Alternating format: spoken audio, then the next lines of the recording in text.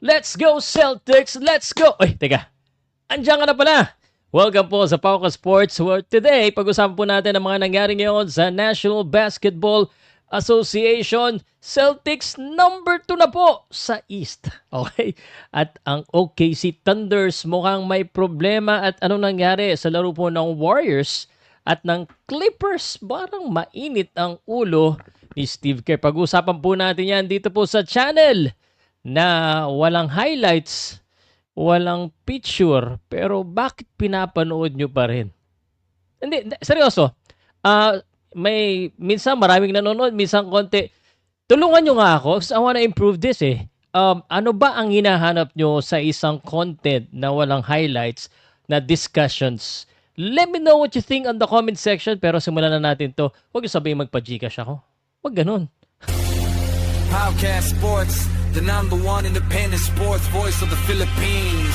Teka.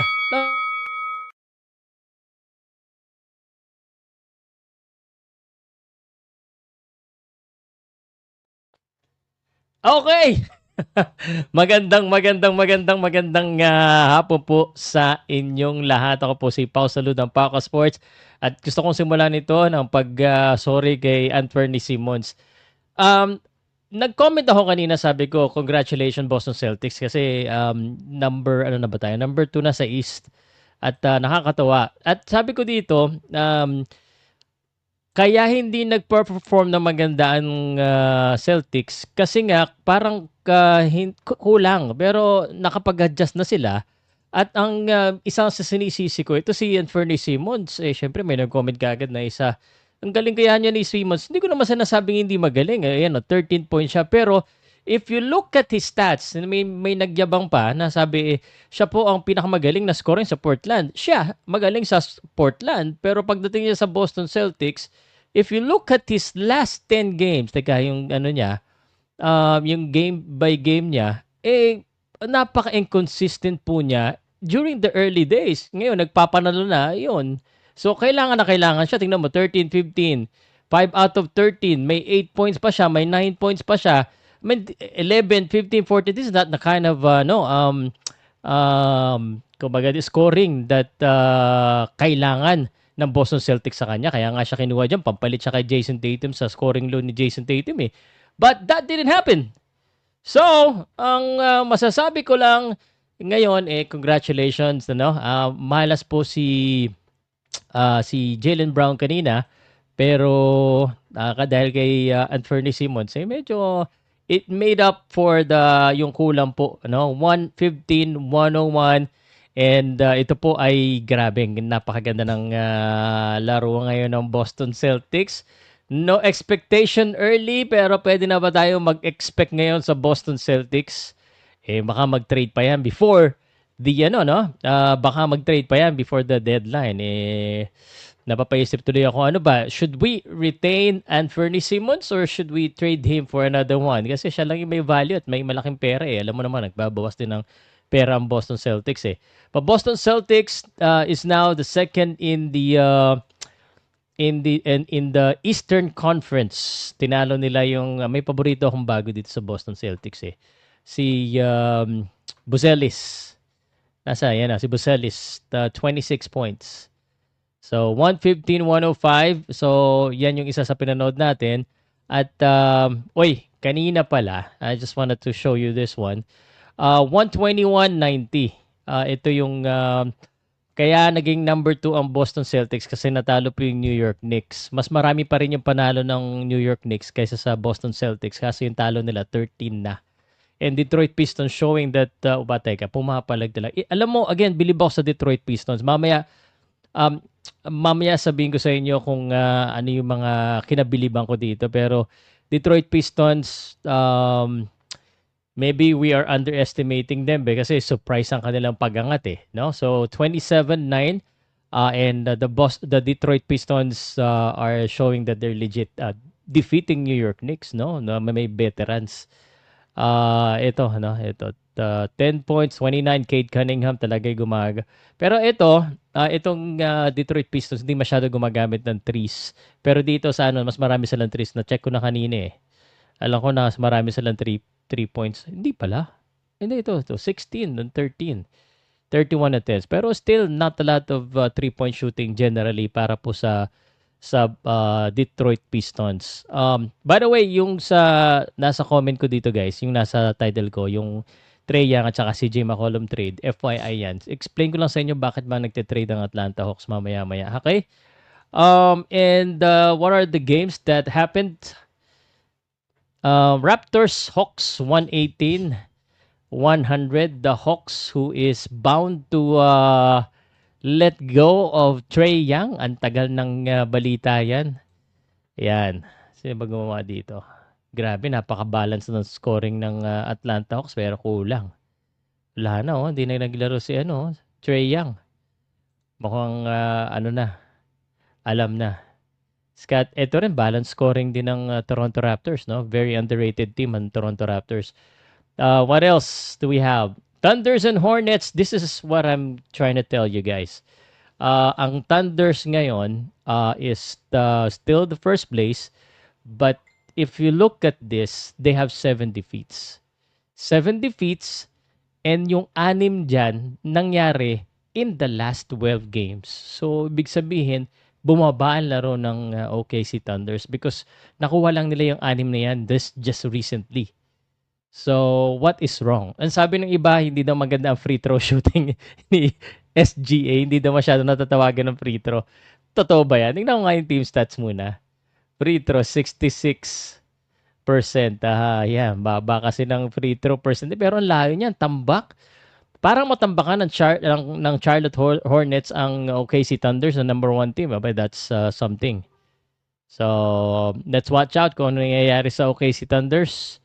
Naubusan na sila ng kidlat.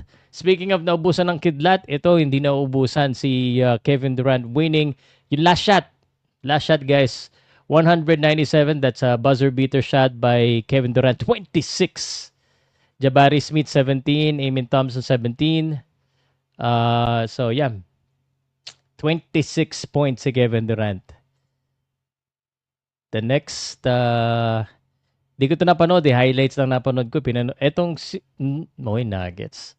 I thought matatalo ng Sixers ang Nuggets kasi mukhang okay na rin yung Sixers pero ibang klase yung ginawa ng Nuggets. Wala yan si wala si Nikola Jokic. Kompleto pa itong Sixers. May Paul George, Embiid, Tyrese Maxey at saka VJ Edgecombe.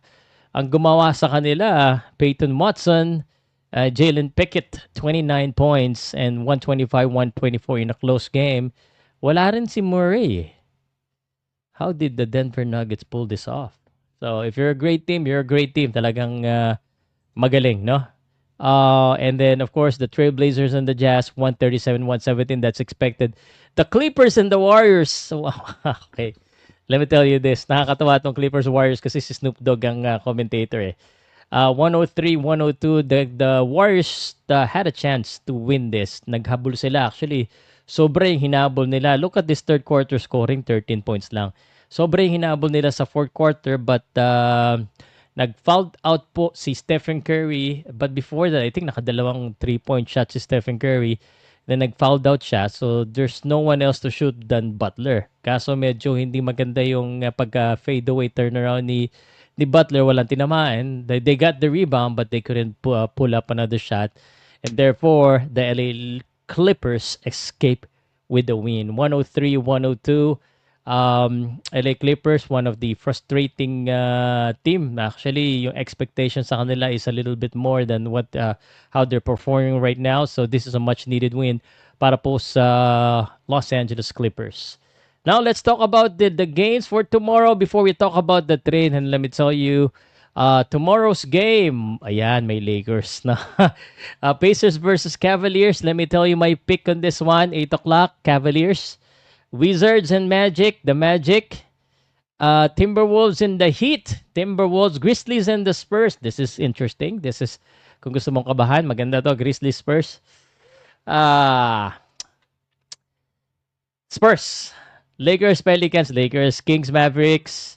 Mavericks, yan. Yan. Kailan ang next game ng Boston Celtics ko? Yan. So, Thursday, 8 a.m. game ng Celtics against the Nuggets. And that's it. All right, let's talk about itong trade ni actually matagal na natin naririnig yung Trae Young trade na yan. But I think Trae Young is looking really for a bigger money for his I think his contract is the issue, no? Yung contract niya. So I think the Washington Wizard is willing to get that contract of Trae Young. So there's no finality yet, pero if you search online, Washington Wizard is interested in Trae Young. I don't ang hirap maghanap ng team na interested kay Trae Young because mahal siya eh. Mahal siya. Yung Washington Wizard, kumbaga, yung CJ McCollum, uh, well, siguro dahil Washington Wizard, nothing could go wrong na eh. Washington Wizard is at the bottom, if I'm not mistaken, double check ko nga, at the bottom of the, second to the bottom. Pacers now is the bottom team. Wow, Pacers 12 lost winning streak. So that's so bad for the Pacers. Nanalo pa sila ng Wizards. So nothing could go wrong na naman siguro dito. But still, that's a lot of money. So I think it's a money-saving move for the Atlanta Hawks. Plus, the Atlanta Hawks, I think, may have found a new face. Si Jalen Johnson, I think that's their new face. So, abangan na lang natin. I wish there's another. Sino pa ba pwedeng matrade? Na rumor kay Trae Young. Double check ko Trae Young rumor, guys. Kung meron pang iba.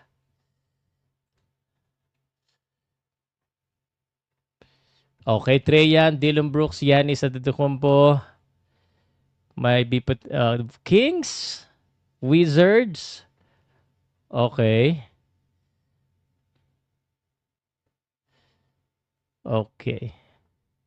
The Kings, it's gonna be a little bit weird kung Kings na naman. Parang hindi mapakali yung Kings. Ano gusto nilang gawin sa team nila. But that's it. That is the news. Let me see if there's any other updates para sa inyo sa basketball. So this is where I get the news kung meron pang mga baguhan. So wala, ayan. Trae Young lang talaga yung pinakabago eh. But let me know, guys, if there anything that you want to talk about or any suggestion. Like what I said, recommendation. Tutuloy-tuloy natin to whether manood ay 500, 200, 100, or 1,000. But in order for this to grow and in order for this to be better, I need your support and I need your comment and suggestion kung ano yung pwede natin gawin. And of course, kung nag-comment ka na, bigyan mo naman ako ng kahit like. Kung hindi ka pa handang i-share to, it's okay. But we're gonna do this all day and all that. Well, every day as much as we can. Not unless we're out of town. Dami ko palusot. But anyway, baka hindi mo pa nasagot Total, umabot ka sa dulo. Bakit ka ba nanonood dito? Wala naman akong highlights. What are you looking for in a podcast or a discussion type of content like this? Let me know, guys. Salamat po. Ako po si Pau Salud.